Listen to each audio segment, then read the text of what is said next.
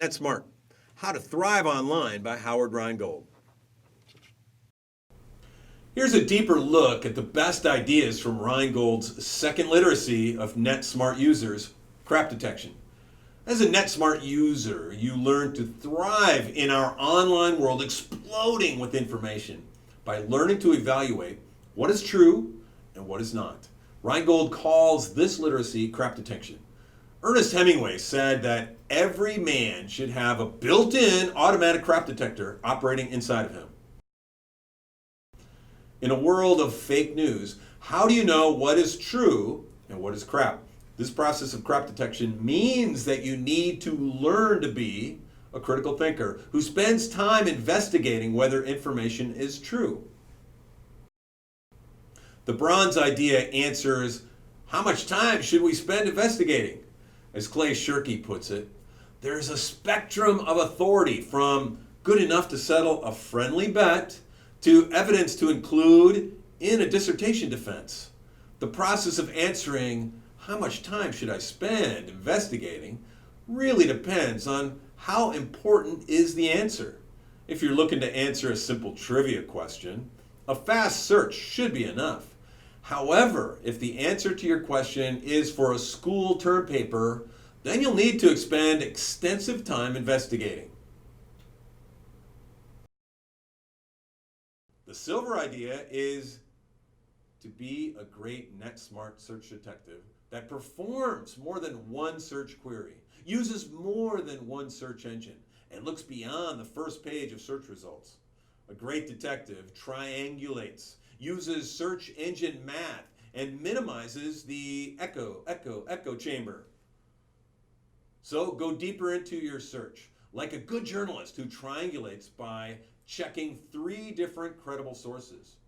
When searching online sources, use search engine math with advanced search operators like a plus sign and minus symbols to include or omit certain words, and use quotation marks around exact phrases to give you a more accurate search.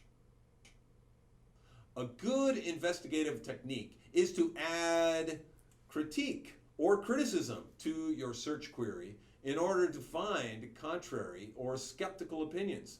This helps minimize the echo chamber effect, which is the tendency of individuals to pay attention to only those online sources that reinforce your own beliefs. Eli Pariser's The Filter Bubble details how search engines use precise information about your interests and search history to customize your searches. People who mostly click search for and search through to liberal political sources are less likely to see conservative sources, and vice versa. This encloses people into bubbles without their conscious knowledge.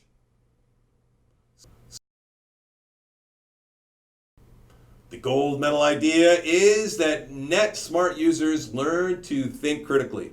Rheingold states, in a world where information is abundant, while authorities and fact checkers are scarce, each of us as individuals have no choice but to learn how to think critically about what we pluck from the information flow.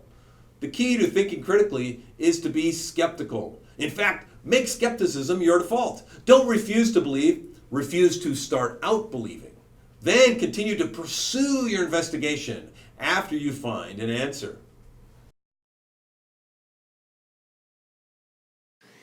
Bronze summary, spend time investigating. How much time? That depends on how important the answer. A fast search can answer a trivia question. Deeper questions require extensive investigation.